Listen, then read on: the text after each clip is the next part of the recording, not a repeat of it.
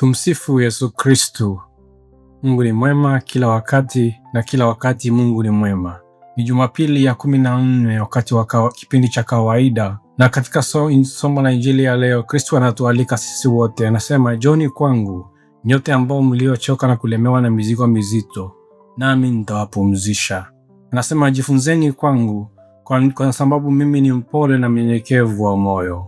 Haya ni maneno ambayo yana uzito sana katika safari ya Ukristo wetu, ndugu zangu. Swali ni je, mzigo wako ni upi?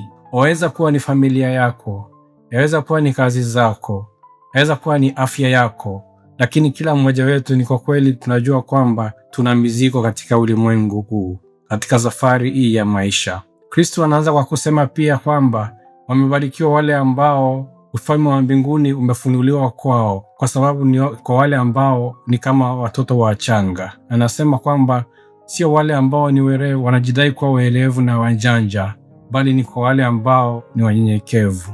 Swali ni je, ufalme wa mbinguni umefunuliwa kwako kwa sababu ya unyenyekevu ama kwa sababu ya kiburi chako? Bado ni mgumu kuelewa haya mambo ya imani.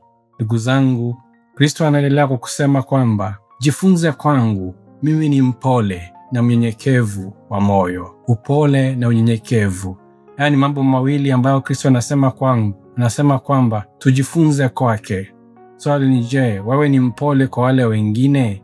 Maneno yako ni maneno ambayo yanatia moyo ama ni maneno ya kuvunja moyo? Mara nyingi watu wanahitaji tu maneno mazuri ya kuwatia moyo. Mara nyingi ningependa kusaidia, lakini sio kwa hela tu, lakini pia kwa kukaribisha wale wengine na kuwapa nafasi ya kuwasikiza katika maisha haya. Mara nyingi hatuwapi masikio yetu, ni mdomo tu. Mara nyingi tunazungumza sana, hatuwapi masikio yetu. Tuombe Mwenyezi Mungu tuwe watu wasikifu na ambao wanaongea machache na kusikiza zaidi. Naendelea kusema kwamba mzigo wangu ni mwepesi na nira yangu ni laini. Kristo asemi kwamba hakuna mzigo ambao utaubeba.